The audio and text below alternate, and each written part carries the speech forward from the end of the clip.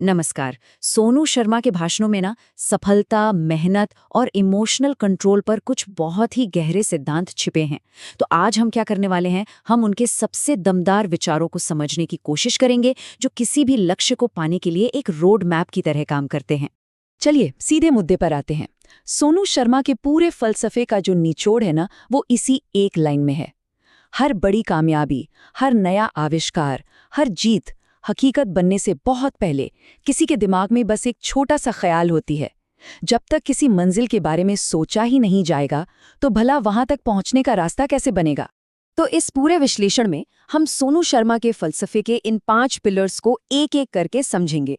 हम ये देखेंगे कि कैसे एक सोच हकीकत का रूप लेती है, एक्शन लेना क्यों इतना जरूरी है, अपनी भावनाओं को कैसे काबू में रखा जाए, छोटे काम की क्या अहमियत होती है और हाँ, अपने सबसे बड़े दुश्मन यानी आलस से कैसे लड़ा जाए।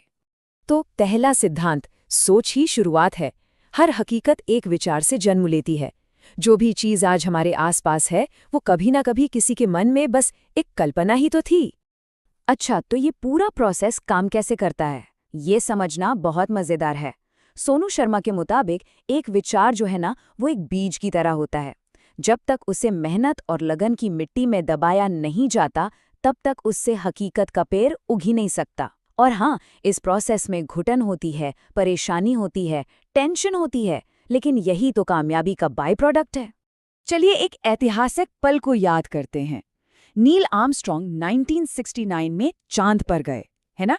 ये एक ऐसी उपलब्धि थी जिसने इंसानियत की सीमाओं को हमेशा हमेशा के लिए बदल दिया। लेकिन क्या कहानी बस इतनी सी है?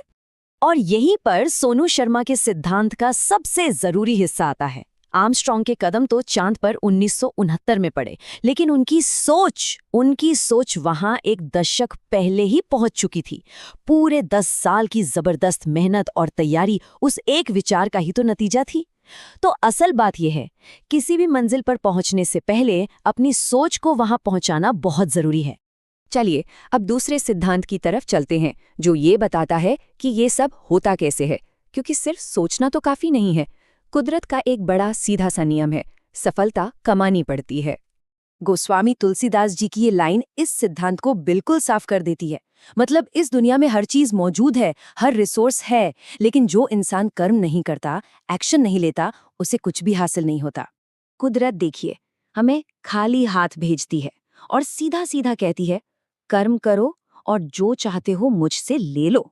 वो हमें कुछ भी मुफ्त में नहीं देती, बदले में सिर्फ एक चीज मांगती है, मेहनत। और जैसा सोनू शर्मा कहते हैं, जो बिना मेहनत की रोटी खाता है ना, वो असल में चोरी की रोटी खाता है। तो सोच और कर्म के साथ साथ एक और स्किल बहुत जरूरी है, और वो है इमोशनल मैनेजमेंट। सफलता के रास्ते में जो मुश्किलें आती है ना, उनसे निपटने के लिए अपने निजी दर्द को पेशेवर फर्ज से अलग करना सीखना ही पड़ता है। स्क्रीन पर ये नंबर देखिए, 9। ये सिर्फ एक गिनती नहीं है, ये दर्द, हिम्मत और पेशेवर कर्तव्य की एक असाधारण कहानी की शुरुआत है। ये कहानी है विराट कोहली की। 2016 के एक आईपीएल मैच के दौरान उनके हाथ में 9 टांके लगे थे। जरा सोचकर देखिए कितना दर्द हो रहा होगा। तो उस वक्त 2 चीजें आमने सामने थीं।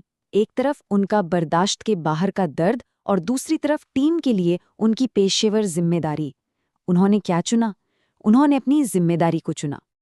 और नतीजा, उन्होंने सिर्फ खेला ही नहीं, बल्कि एक मैच जिताने वाली सेंचुरी बना डाली। और बस यही वो इमोशनल मास्टरी है जिसकी बात सोनू शर्मा अक्सर करते हैं, जहां पेशेवर लक्ष्य आपकी व्यक्तिगत भावनाओं से कहीं ऊपर हो जाते हैं। ऐसा ही एक और किस्सा है अनिल कुंबले का। 2002 का टेस्ट मैच, जबड़ा टूट गया है, डॉक्टर कह रहे भाई तुरंत सर्जरी चाहिए, लेकिन उन्होंने क्या किया, पट्टी बांधी और मैदान में उतर गए। 1-2 नहीं, पूरे 14 ओवर लगातार बॉलिंग की, टीम के लिए अपना फर्ज पूरा किया। कमाल है। और ये सिर्फ क्रिकेट में ही नहीं होता। इंडिगो एयरलाइंस के कॉकपिट में एक नियम लिखा होता है कि पायलट अपनी निजी चिंताओं को उस दरवाजे के आगे नहीं ले जा सकते।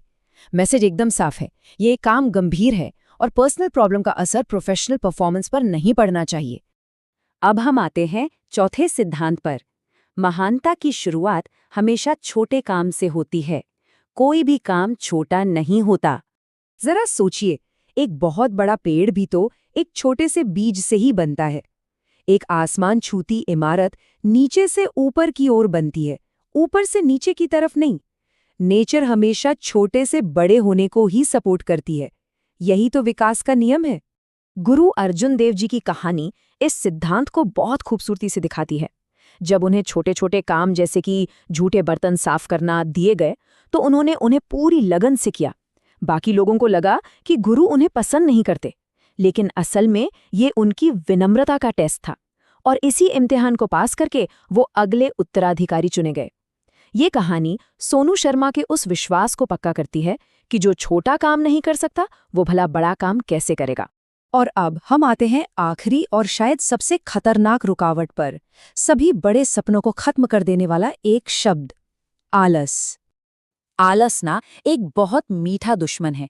ये धीरे से कानों में कहता है, अरे थक गए हो, थोड़ा आराम कर लो, काम तो रोज का है। ये वही आवाज है जिसके चक्कर में पड़कर खरगोश जैसा तेज जानवर भी कछुए से दौड़ हार जाता है। अब ये बात सुनने में थोड़ी अजीब लगेगी, है ना?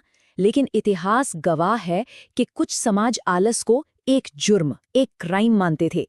प्राचीन ग्रीस और ब्रिटेन में बेकार बैठने पर बाकायदा सजा दी जाती थी। चौथी बार पकड़े जाने पर तो मौत की सजा तक का प्रावधान था। ये दिखाता है कि आलस को कितनी गंभीरता से लिया जाता था। महान लेखक खलील जिब्रान ने कहा था कि जो लोग अपने लक्ष्य की ओर लंगड़ाते हुए भी जाते हैं वो भी बुरे नहीं हैं, क्योंकि लंगड़ाते हुए चलने वाले लोग भी पीछे की ओर नहीं जाते। तो बस रुकना नहीं है, दौड़ो। चल नहीं सकते तो रेंगो, पर रुको मत। तो आखिर में सवाल बस यही है, ये दुनिया आपको किस तरह याद करेगी, एक कर्मवीर के तौर पर या एक कामचोर इंसान के तौर पर? ये चुनाव हर किसी को खुद करना है।